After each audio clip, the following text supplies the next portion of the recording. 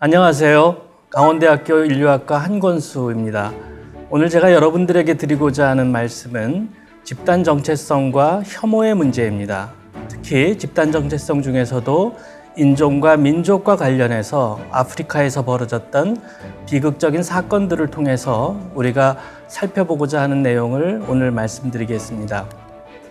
오늘 먼저 처음 말씀드리고 싶은 것은 우리의 문제입니다.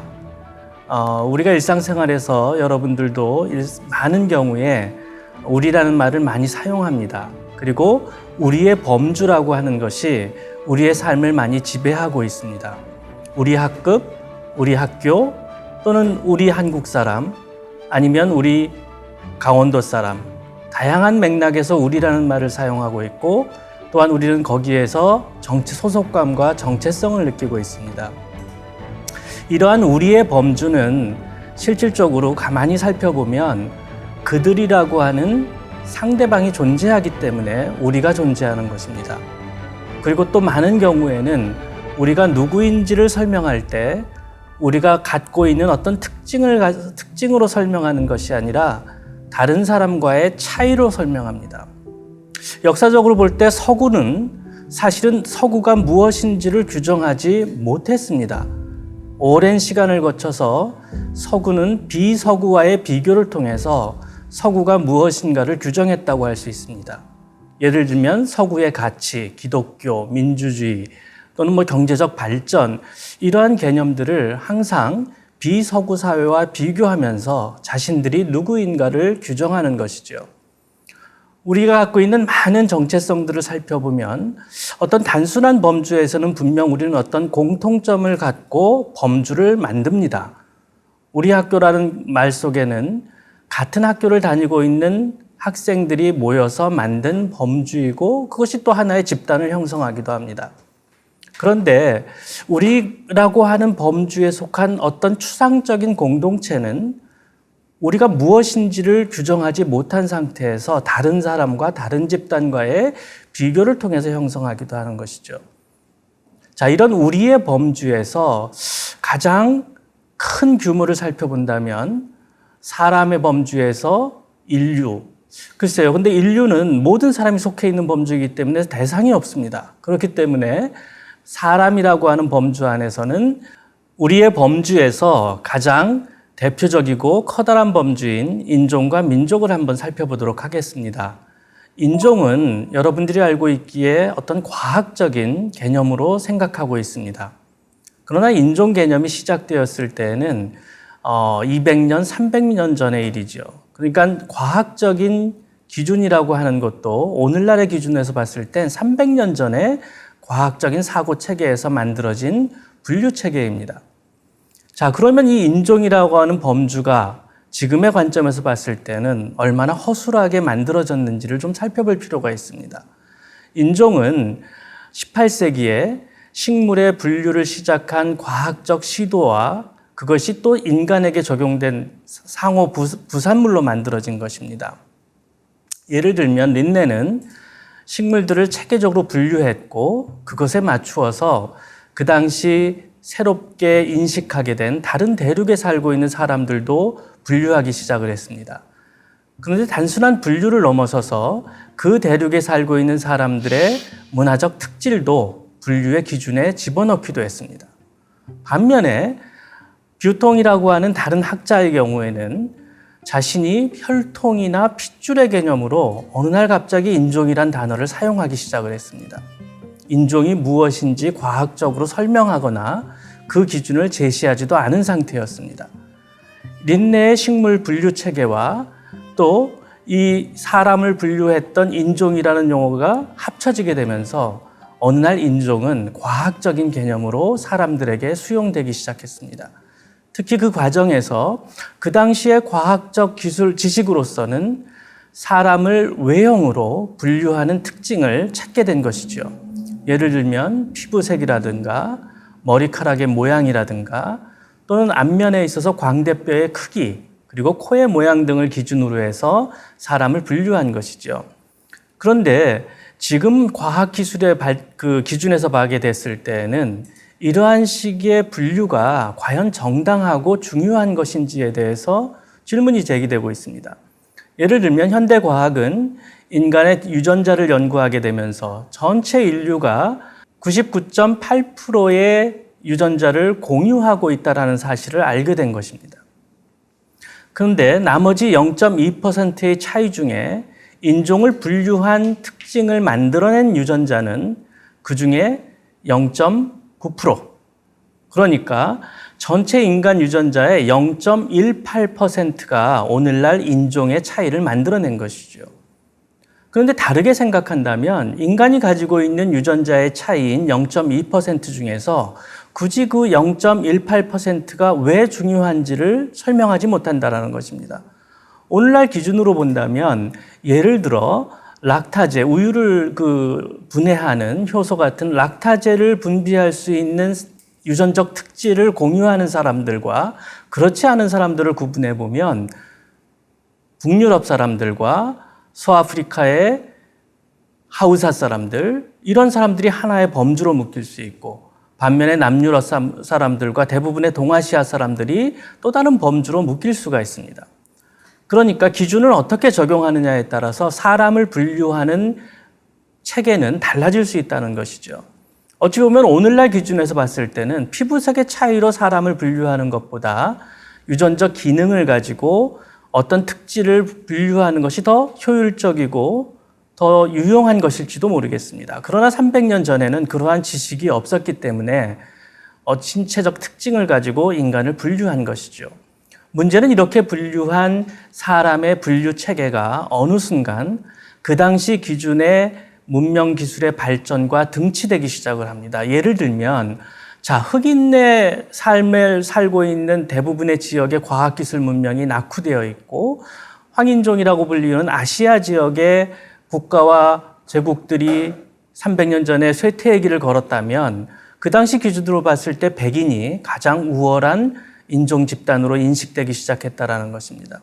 결국 역사의 발전 속에서 노예무역이라든가 또는 식민 지배를 하는 과정에서 그 당시에 과학기술 문명 또는 국가의 발전 수준에 맞추어서 사람들의 위계 질서가 성립된 것이죠. 그런데 거꾸로 만약에 우리의 시점을 다른 시점으로 돌아가서 당나라가 전 세계를 호령할 때 또는 아랍 문명이 전 세계에서 가장 뛰어난 과학기술을 자랑했을 때 그 기준에서 본다면 백인들은 어찌 보면 가장 낙후된 문명을 가지고 있었던 것이고 그 기준을 사람의 분류 특징에 연결시킨다면 백인들이야말로 가장 열등한 인종으로 인식될 수 있었겠죠. 이러한 맥락을 고려하지 않고 인종의 분류와 그 인종의 특징을 사람의 지적 능력과 정신적 능력과 등치시킨다면 그것이 바로 과학적인 근거에서의 인종 분류가 아니라 이제는 사회적 인종 또는 사회문화적 인종이라고 불릴 수 있는 개념이 된다는 것입니다. 인류 역사에서 이러한 개념에 기초한 인종주의는 커다란 비극을 만들어냅니다. 이 인종주의라고 하는 것은 사람의 신체적 특징과 그 사람들의 능력, 역량을 연결시키는 것이죠. 예를 들면 아프리카인들은 또는 흑인들은 스포츠를 잘한다. 이렇게 칭찬하는 표현일지라도 다른 면에서 봤을 때는 그들의 신체적 특징 또는 피부색에 근거한 인종 분류를 사람들의 능력으로 결부시켰다는 것이죠. 이것이 역사 속에서 노예제를 합리화하고 백인들이 다른 지역을 식민 통치하는 것을 합리화합니다. 대표적인 것이 백인의 의무 또는 백인의 부담이라고 하는 키플링의 시구를 떠올릴 수가 있습니다. 이 백인의 의무는 19세기 제국주의 시절 백인들이 전 세계를 식민 통치하면서 자신들의 통치가 백인이 아닌 사람들의 문명을 이끌어내고 그들을 문명의 수준으로 도달할 수 있도록 도와주는 성스러운 의무라고 생각했다라는 겁니다.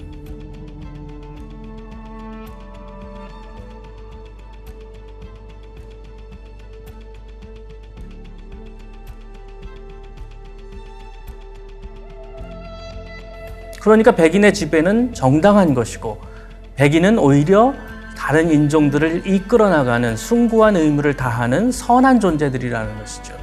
이러한 식의 정당화와 합리화의 기초에 인종주의가 자리 잡고 있는 것입니다. 이러한 인종주의는 지난 200~300년간 전 세계를 지배했습니다.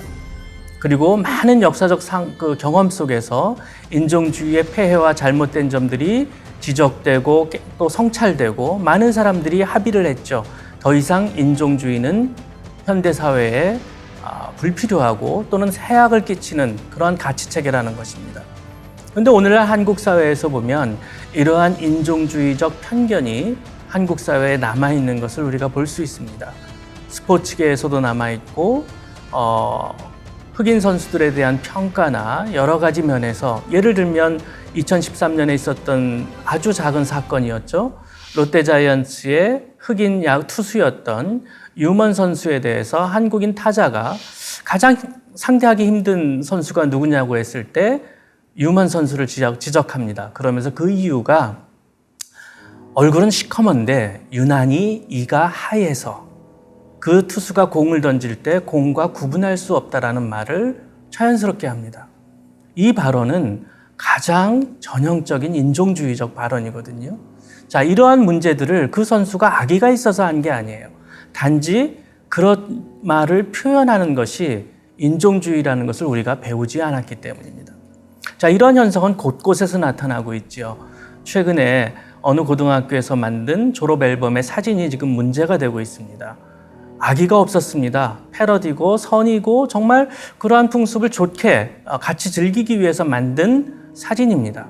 그러나 흑인이 아닌 사람들이 흑인의 얼굴 분장을 하는 것은 미국 역사 속에서 가장 심각한 인종주의적 표현인 것이죠.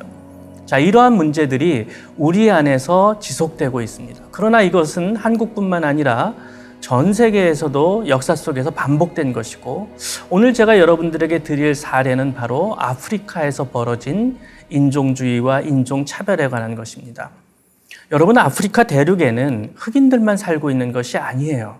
아프리카 대륙에는 식민 지배 과정에서 백인들도 정착했고 아시아인들도 특히 인도인들 같은 경우는 식민 통치 정부의 어떤 관리로서 상인으로서 아프리카에 대거 진출해 있습니다. 그러니까 아프리카 대륙에는 전 세계의 다양한 인종이 다 모여 산다고 생각하시면 됩니다. 남아프리카 공화국은 일찍이 네덜란드계 이주민들이 정착해서 자신들의 국가도 만들고 자신들의 어떤 문화 체계를 구성해냅니다. 아프리카너스라고 부르는 사람들이죠. 그런데 이 남아프리카 공화국에 영국이 식민 지배를 하기 위해서 쳐들어옵니다. 그리고 아프리카 흑인들도 물리치고 아프리카너도 물리치면서 영국의 식민지로 만들게 되죠. 그 이후에 이 소수의 백인들이 남아프리카 공화국의 절대 다수인 흑인들을 통치합니다. 이 통치 정책을 한마디로 남아프리카 공화국은 아파르트헤이트라고 불렀어요. 이 아파르트헤이트 정책은 그 단어 뜻 자체만으로 보면 분리입니다. 이 사람들은 어떻게 정당화했냐면 우리가 하고자 하는 것이 인종차별이 아니다. 서로 다른 인종이 따로 각자 살면서 서로의 문화를 보존하자. 명분은 그거였지만 실질적으로는 인종차별이었습니다. 왜냐하면 살기에 좋은 땅은 모두 백인들이 차지하고 그리고 백인들 거주지에서 흑인들을 몰아낸 것입니다. 흑인들은 일을 하기 위해서 백인들 거주지 주변에 따로 살면서 아침 저녁으로 출퇴근을 해야 했죠. 이런 흑인들의 삶의 비참함은 오늘날까지 남아있을 정도입니다. 이 아파르트헤이트 정책에 저항했던 아프리카인들, 특히 남아프리카 공화국의 인권운동가들 중에 대표적인 사람이 넬슨 만델라입니다. 이 넬슨 만델라는 백인들이 지배하는 식민 체계에 저항을 했고 나아가서 남아프리카 공화국이 하나의 국가로 독립을 했을 때 백인 정권에 저항하는 인권운동을 했습니다. 그 과정에서 넬슨 만델라는 1962년 감옥에 투옥됐고 27년간을 감옥에서 살았습니다. 그러나 이 사람은 그 27년간의 감옥 수감 생활 중에서 끊임없이 남아프리카 공화국의 문제점을 알리는 상징으로 남았던 것입니다. 이 남아프리카 공화국이 국제적인 압력과 내부적인 저항에 못 이겨서 1990년 그 당시 백인 정권의 통치자인 드 클럭 대통령이 더 이상 소수의 백인들이 지배하는 국가를 유지할 수 없게 되면서 넬슨 만델라를 석방하고 협상을 시작합니다. 그래서 1990년 초에 석방된 이후 몇 년의 협상을 통해서 1994년에 직접 선거를 통해서 정권을 교체합니다. 그리고 넬슨 만델라가 흑인으로서는 최초의 대통령이 되는 것이죠. 자, 이 과정은 순탄하지 않았습니다. 이 지배체제에 저항했던 흑인들을 억압하기 위해서 백인 정권은 흑인 정치 지도자들을 암살하기도 하고 그들을 투옥하기도 하고 그들을 억압했습니다. 백인 정권에 저항했던 흑인 운동가들도 탄압이 극렬해질수록 저항의 강도를 높여서 무장투쟁을 하기도 했습니다. 흑인과 백인 모두 이 투쟁 과정에서 많은 사람들이 희생되었습니다.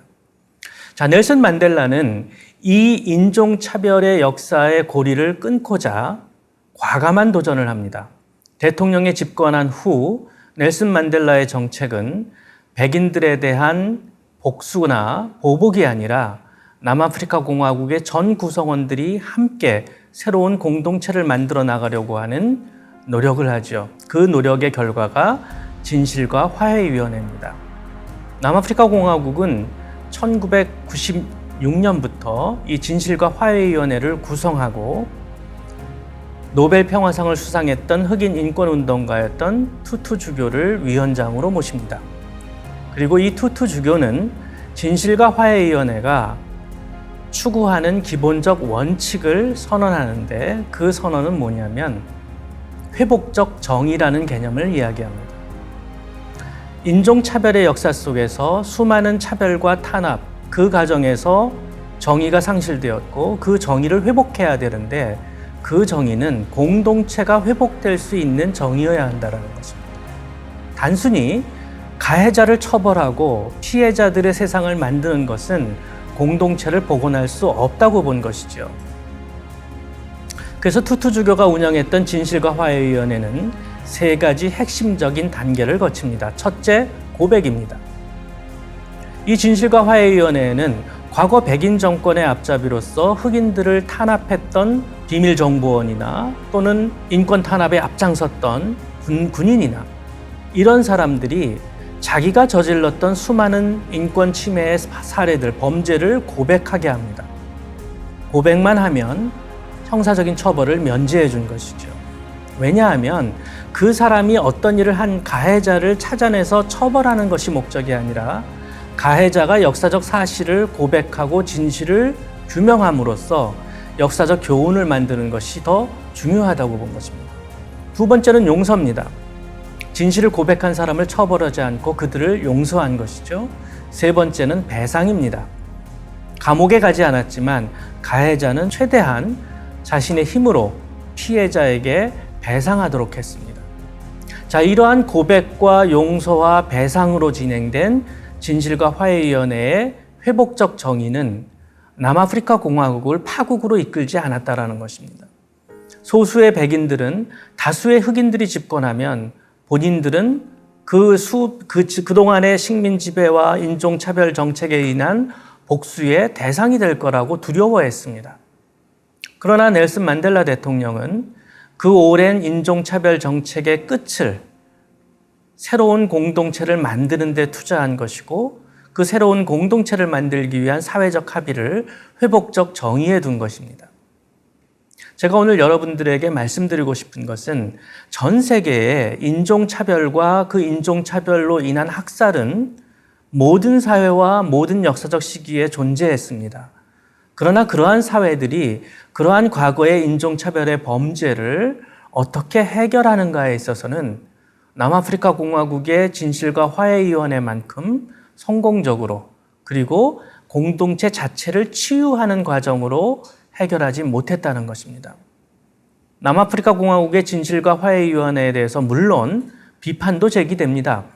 일부 흑인 운동가들은 과거 백인 정권이 저질렀던 그 수많은 잔혹한 범죄들에 대한 응징이 없었다. 응징이 없는 정의가 어떻게 정의가 될 수 있느냐라는 불만도 제기했고 또 이 과정에서 이 진실과 화해위원회는 백인들만 참여한 것이 아니에요. 백인들의 인종 탄압 정책에 저항했던 흑인 운동가들도, 특히 흑인 저항 세력들 중에서도 백인들을 암살하고 저격하고 사실은 인권 침해에 관련된 범죄를 저지른 운동가들도 있습니다. 그 사람들도 진실과 화해위원회에 나오게 했습니다. 대표적으로 넬슨 만델라 대통령이 투옥되어 있는 동안 그를 지지하고 후원하고 또 그를 그 운동의 세력의 상징적 지도자로 앞세우는 데 많은 노력을 했던 넬슨 만델라의 부인 위니 만델라도 이 진실과 화해위원회에 출두했습니다. 그리고 자신이 저항 과정에서 저질렀었던 여러 가지 비판받는 점들에 대해서 고백하고 진실을 규명하기도 했습니다. 남아프리카 공화국의 진실과 화해위원회가 가장 완벽한 해결책은 구하지 못했더라도 전 세계에 많은 영향을 주었습니다. 남아프리카 공화국 이후 캐나다는 과거 캐나다에 백인들이 정착하면서 캐나다의 원주민이었던 퍼스트 네이션들, 이누이트나 또는 북아메리카에 살았던 많은 인디안 공동체에 저질렀던 백인들의 죄악을 규명하는 진실과 화해위원회 캐나다 위원회를 운영하기도 했고, 우리 한국 사회도 광주 민주화 항쟁 이후에 진실과 화해위원회를 운영하기도 했습니다. 그러나 그 결과는 남아프리카 공화국이 보여주었던 그 용서와 고백과 용서와 배상으로 이루어지는 그 위원회의 성과를 다른 국가들이 그만큼 성취하지 못한 것 같습니다. 자, 아프리카는 어찌 보면 가장 열악한 대륙이고 폭력과 어떤 이 역사적 경험 속에서 고통의 정도도 가장 심한 대륙 중에 하나였습니다. 그러나 그들이 이 문제를 해결하는 과정은 물리적 보복도 아니었고 회복적 정의를 위한 용서와 화해였습니다. 이러한 문제를 민족의 사례로 한번 넘어가서 살펴보도록 하겠습니다. 여러분, 민족이라고 하는 개념은 사실은 우리가 민족의 범주에 대해서 질문하지 않습니다. 너무나 명확한 것으로 인식되기 때문입니다. 한민족이라고 했을 때 여러분들 머릿속에는 그 내용과 실체가 뚜렷하게 잡힙니다. 혈연으로 연결되어 있고 오랫동안 역사와 문화를 공유한 집단이었다는 것이죠. 그래서 우리는 우리 민족에 대해서 본능적으로 애착감과 그리고 충성심을 갖게 됩니다. 그리고 이러한 인식은 모든 민족에게서 동등하게 나타난다고 생각을 합니다. 그런데 한민족과 달리 전 세계의 많은 민족들의 사례를 살펴보면 대부분의 민족은 한민족처럼 그렇게 오랫동안 하나의 범주로 살아오지 않았습니다. 오히려 지난 200~300년 동안 역사적 과정 속에서 만들어진 경우가 많습니다. 아프리카에 있는 많은 민족들의 경우 언어도 비슷하고 관습도 비슷하고 종교적 신념도 비슷하지만 이들은 하나의 정치 공동체를 만든 적이 없습니다. 유럽의 식민 지배를 받는 과정에서 유럽인들이 편의상 자신들의 식민 행정 단위를 만들고 그 안에 있었던 다양한 사람들을 하나의 식민 행정 단위에 뭉쳐서 살게 했습니다. 그런데 그 과정에서 비슷한 언어를 갖고 있었던 사람들이 이제 유럽의 식민 지배 속에서 그리고 전혀 언어가 다르고 관습이 다른 사람들과 경쟁하기 시작하면서 하나의 집단 정체성을 형성하기 시작을 합니다. 이런 경우가 아프리카의 많은 민족에게서 발견됩니다. 오늘 제가 여러분들에게 드리고자 하는 사례는 루안다라고 하는 동아프리카에 있는 작은 국가에 살고 있는 두 민족의 이야기입니다. 투치와 후투입니다. 실질적으로 학자들 중에 일부는 후투와 투치가 민족일까라는 질문을 던지기도 합니다.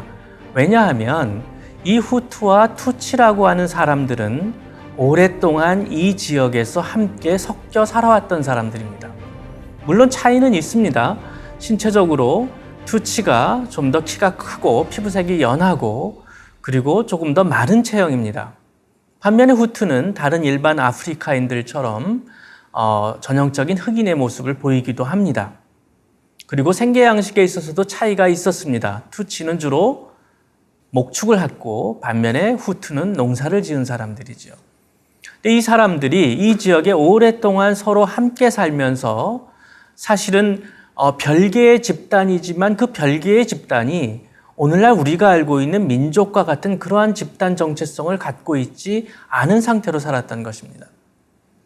그런데 15세기 이후에 이제 이들도 왕국을 만들기 시작하고 그리고 그 왕국에서 권력을 잡은 소위 통치 세력이 등장하게 되고 그 통치 세력이 초기에는 투치족들이 통치 세력을 차지하게 되는 것입니다. 이런 역사적 경험을 하는 과정에 이제 18세기 이후에 유럽인들이 아프리카를 식민화할 때 루안다와 부룬디라고 하는 이 동아프리카 지역도 분할되어서 유럽의 식민지 체제로 편입됩니다. 1884년 베를린에서는 굉장히 중요한 회의가 열립니다. 1884년 연말부터 1885년 연초까지 이어진 이 회의에서 유럽 국가들은 아프리카를 땅을 분할합니다. 그리고 각기 그 지역을 통치할 식민 주권을 가진 국가를 결정하게 되죠. 이 회의를 통해서 루안다는 독일의 지배를 받게 됩니다. 자, 독일은 이 루안다를 통치하면서 기존에 루안다에 살고 있는 사람들의 제도를 그대로 존속시키며 통치합니다. 그러나 이 독일인의 통치는 오래가지 못했습니다. 제1차 세계대전이 끝나갈 무렵 독일의 식민지들은 다시 소위 승전국인 다른 연합국들의 식민지로 재편되죠. 그래서 벨기에가 독일의 식민지였던 루안다와 부룬디 지역을 차지하게 됩니다. 그런데 이 식민 통치 과정에서 과거에 투치와 후투로 나뉘어 살던 사람들에게 새로운 집단 정체성을 부여하기 시작합니다. 바로 벨기에 식민정부입니다. 벨기에 식민정부와 그 이전의 유럽인들은 이 지역을 여행한 기록이나 관찰을 하면서 투치족을 일종의 다른 아프리카인들과 다른 조금 더 우수한 그러한 사람들이라고 평가했습니다. 소위 인종주의적 해석이죠. 그들의 생김새를 보고 판단한 겁니다. 그래서 투치는 에티오피아에서 넘어온 유럽인들이 과거에 믿었던 성경에 나오는 함족의 후손이라는 그런 해설까지도 나옵니다. 자, 이러한 영향으로 인해서 벨기에도 투치의 지배권을 그대로 인정하는 뿐만 아니라 더 나아가서 루안다에 살고 있는 이 사람들의 민족 집단을 분류하고 그 정체성을 부여하기 시작합니다. 1920년부터 벨기에는 루안다에 살고 있었던 후투와 투치와 그리고 다른 집단에게 소위 서구식 민족 개념을 부여합니다. 신분증을 발급하면서 모든 개인이 투치인지 후투인지 자신의 민족 집단을 명기하게 만듭니다. 그 결과 소수의 투치 그리고 다수의 후투라고 하는 민족 집단이 구체적으로 이제 등장하기 시작하게 된 거죠. 그리고 더 나아가서 과거의 후투와 투치는 서로 사실 정체성을 변경할 수도 있었습니다. 투치의 지배 세력 그리고 후투 중에 일부 부유층들은 명예 투치로서 이것이 어떤 민족 정체성이 아니었다라는 그 증거이기도 하겠죠. 그래서 투치로 인정받고 살 수도 있었는데 이 1920년대 이후 벨기에 식민정부는 이제는 명확하고 분리되고 구별된 민족 정체성을 주민들에게 부여한 것입니다. 더 나아가서 벨기에 정부는 식민 통치의 이 두 집단을 자신들의 편리대로 이용하기 시작을 합니다. 초기에는 투치 중심의 그러한 식민 통치, 소수자인 투치 지배층들을 활용한 통치를 해 나아가다가 제2차 세계대전도 종전되고 이제 아프리카에서 식민지 체제가 종식되는 과정에서 독립을 향한 아프리카인들의 요구가 늘어날 때 벨기에 식민정부는 이 혼란을 수습하는 과정에서 갑자기 다수인 후투 편을 들기 시작을 합니다. 그러다 보니까 후투와 투치 간의 갈등이 더 심화되는 것이죠. 그리고 벨기에 식민정부는 막판에 갑자기 다수인 후투파를 지원하는 정책으로 변경합니다. 후투족들이 독립에 대한 열망을 강조하고 소수인 투치의 지배체계에 저항하자 벨기에 식민정부는 과거 자신들이 투치족을 활용했던 통치 방법을 바꾸고 다수인 후투인들을 중심으로 통치체계를 재편합니다. 더 나아가서 루안다의 투치 중심의 왕정체제 자체를 붕괴시키고 이제 새로운 공화국으로 변모시키는 것이죠. 결국 벨기에 식민정부는 식민통치의 긴 역사 속에서 후투와 투치라고 하는 두 집단의 집단 정체성을 강화시켰고 분리시켰고 자신들의 필요에 따라서 이 두 집단을 교대로 통치에 활용했던 것입니다. 결국은 후투와 투치 간에 서로에 대한 원한과 또는 서로에 대한 경쟁심을 강화시킨 것이죠. 후투는 독립 전후로 루안다가 소수의 투치가 아닌 다수인 후투가 통치하는 국가로 만들고 싶었습니다. 그리고 벨기에 식민정부는 이것을 지원했던 것입니다. 따라서 투치족들의 상당수는 일찍부터 후투족의 탄압을 피해서 루안다를 떠나야만 했습니다. 독립 이후 30여 년간 1960년대 이후에 1990년대까지 30여 년간 상당수의 투치인들은 루안다를 떠나서 인접국가의 난민으로 생활했습니다. 많은 젊은 세대들은 루안다를 가보지도 못한 상태에서 난민 캠프에서 태어났고 이들은 루안다로 돌아갈 날만 기다렸습니다. 그러나 루안다 내의 다수인 후투족들은 투치가 루안다로 돌아오는 것을 막고 오로지 후투만의 국가, 후투가 지배하는 국가로 발전시키려는 노력을 했습니다. 이 과정에 인접해 있는 많은 아프리카들의 국가적인 이해관계, 그리고 또 루안다를 지원함으로써 자신들의 세력을 넓히고자 했던 국제사회의 이해관계가 복잡하게 연결이 됩니다. 프랑스는 어느덧 자신들의 세력을 강화하기 위해서 후투족 정권을 지지합니다. 반면에 우간다를 비롯한 인접국들은 투치족을 지원함으로써 루안다 내에 자신들의 영향력을 확대하려고 노력합니다. 결국 독립 이후에 이 루안다라고 하는 작은 나라는 미국과 프랑스를 비롯한 인접한 아프리카 국가들의 이해관계에 따라서 내전의 소용돌이 속으로 몰아치게 된 것입니다. 이 과정에서 1994년 비극적인 사건이 시작이 됩니다. 바로 평화협정을 추진하고 투치와 후투 간의 내전 상황을 종식시키기 위해서 노력했던 국제사회, 아프리카 정상회의, 이 모든 움직임 속에서 갑자기 루안다와 부룬디, 사실 루안다와 부룬디 두 인접 국가는 국민 구성원들이 비슷합니다. 루안다에도 소수의 투치와 다수의 후투가 살고 있었고 부룬디에도 소수의 투치와 다수의 후투가 살고 있는 그러한 국가들이었어요. 이 두 국가의 정상 둘이 함께 비행기를 타고 돌아오다가 루안다의 수도인 키갈리 공항에서 미사일 공격을 받고 전용기가 추락합니다. 그리고 루안다와 부룬디는 혼란에 빠지게 되는 것이죠. 이것이 1994년입니다.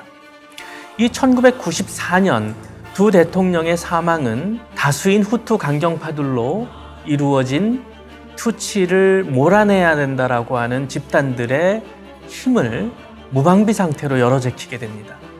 그래서 결국 짧은 100일 동안 수많은 투치족이 학살됩니다.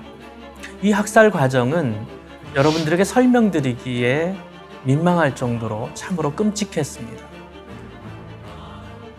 100일 동안 투치족 주민의 3분의 2에 해당하는 80만 명이 학살됩니다.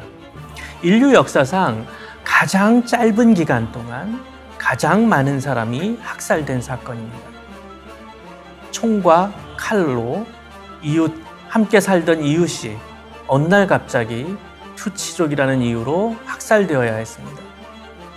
생명을 구하기 위해서 교회로 피신했던 많은 투치족들이 교회와 성당을 공격한 후투족에 의해서 학살이 됐습니다.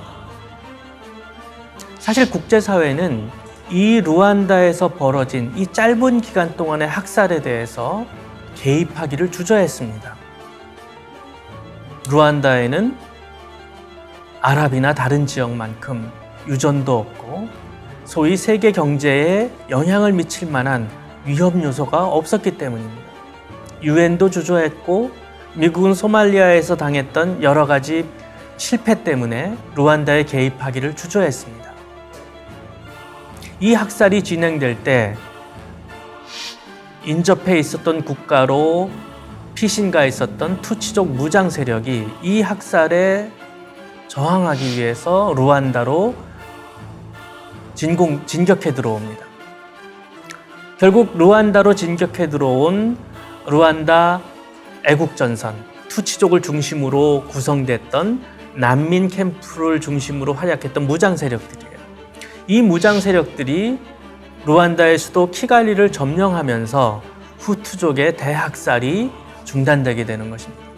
근데 문제는 투치로 이루어진 반군 세력이 루안다로 진격해 들어오게 되자 이제 다수인 후투족이 보복을 두려워해서 인접국으로 집단적으로 피신하는 사태가 벌어집니다. 결국 이 루안다라고 하는 작은 국가가 일부 과격한 정치 지도자들 그리고 일부 과격한 군사 지도자들에 의해서 100일 동안 끔찍한 학살이 자행되었고 이 학살이 끝나자마자 이제 다시 다수인 후투가 또 다른 학살을 피하기 위해서 이웃 국가로 대피하는 그러한 사태가 벌어진 것이죠. 그제서야 국제사회가 반응하기 시작합니다. 프랑스는 루안다 애국전선, 즉 투치가 중심이 된 세력을 막기 위해서 자신들이 처음부터 지지했던 후투족을 지지하는 군사 개입을 하게 됐고 인접 국가들도 마찬가지죠. 내전 현상으로 발전하게 되고 그 과정에서 결국 루안다 애국전선인 투치족 중심의 무장 세력이 루안다를 차지하게 되죠. 그런데 이 짧은 기간 동안에 벌어진 대학살 이후에 루안다를 되찾은 투치족 군대는 후투족에 대한 집단적인 보복을 하지 않았습니다. 왜냐하면 사실 이 학살의 충격이 루안다에 살고 있는 모든 주민들과 국제사회에 너무나 큰 충격을 주었기 때문입니다. 루안다의 작은 국가에서 또 다른 보복은 결국 루안다라고 하는 국가 자체의 존망을 무너뜨릴 수 있다는 것이죠. 그래서 루안다의 새 정부는 남아프리카 공화국의 진실과 화해위원회가 취했던 입장과 유사한 입장을 취합니다. 보복을 하는 것이 아니라 과거의 사건을 공동체가 함께 해결해 나가자라는 것이죠. 루안다가 복구되고 투치와 후투 간의 상대방을 죽이는 학살이 중단됐을 때 새 정부는 새로운 법정을 도입합니다. 이 새로운 법정은 전통적인 루안다의 관습 법정입니다. 이 법정에서 재판을 하는 주도자는 공무원도 아니고 법관도 아닙니다. 그 마을의 어른입니다. 그 마을의 어른이 그 마을에서 재판을 열게 되면 그 마을의 시장도 철시를 해야 한답니다. 그 이유는 모든 주민이 재판에 참여해야 하기 때문이에요. 그리고 이 재판에서 주안점을 둔 것은 가해자에 대한 처벌이 아니었습니다. 왜냐하면 투치와 후투는 같은 마을에서 함께 살다가 서로 결혼도 했고 그런데 어느 날 이 광기의 100일 기간 동안 지도자들에 의해서 선동된 후투족들이 이 학살에 많은 대중들이 참여하게 된 것이죠. 그 가해자들을 모두 어떻게 처벌할 것인가? 가해자들을 일일이 사람을 죽인 죄로 처벌하기 시작하면 루안다 사회 자체가 존속하기가 힘들었을 겁니다. 실질적으로 이 대학살이 끝났을 때 루안다의 남성의 인구는 전체 인구의 30%밖에 되지 않았답니다. 그 이유는 수많은 남성들이 학살되었고 또 수많은 남성들이 이웃 국가로 망명을 한 것이죠. 또 다른 보복을 두려워하고 또는 그 학살을 자행했던 후투족 정권에 가담했던 사람들, 그리고 그들을 지지했던 군부는 이웃 국가로 가서 다시 보복할 기회를 준비하는 것이죠. 이런 상태에서 루안다는 또 다른 보복으로는 국가를 유지할 수 없다라는 깨달음을 얻은 것입니다. 그래서 이 전통 법정에서 추구한 재판은 목적은 남아프리카 공화국에서의 회복적 정의와 유사하게 공동체의 회복입니다. 함께 살 수 있는 그 마을을 다시 만들어야 한다는 것이죠. 그래서 이 법정에서 가해자에게 요구했던 것은 단 하나입니다. 마찬가지로 고백입니다. 자신이 저지른 죄를 고백하게 하고 그 죄를 고백한 사람을 형사적으로 처벌하지 않았습니다. 대신 마을 공동체가 그 죄를 고백한 사람에게 도덕적 의무를 부과합니다. 피해자에게 본인이 할 수 있는 최대한의 배상을 하라는 겁니다.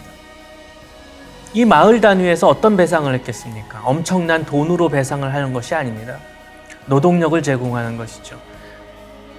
가해자가 피해자 집안의 일을 도와주는 겁니다. 농사를 돕고 또 가해자가 자기가 키운 가축이 있다면 그 가축의 일부를 나누는 겁니다.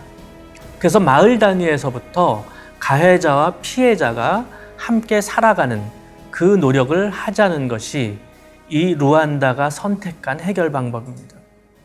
물론 이 학살을 주도했던 후투족 군부 지도자나 또는 후투족 정치인들은 국제인권재판소에 회부되었습니다.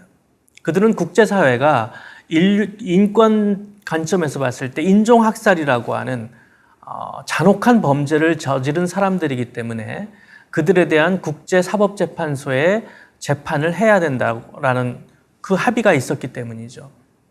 많은 사람들이 가해자로서 특히 지도자들이 이 국제사법재판소에 회부되었습니다. 그러나 마을 내에서는 실질적으로 모든 가해자들을 색출해서 처벌하기보다는 함께 살아갈 길을 모색하는 방법을 택한 겁니다.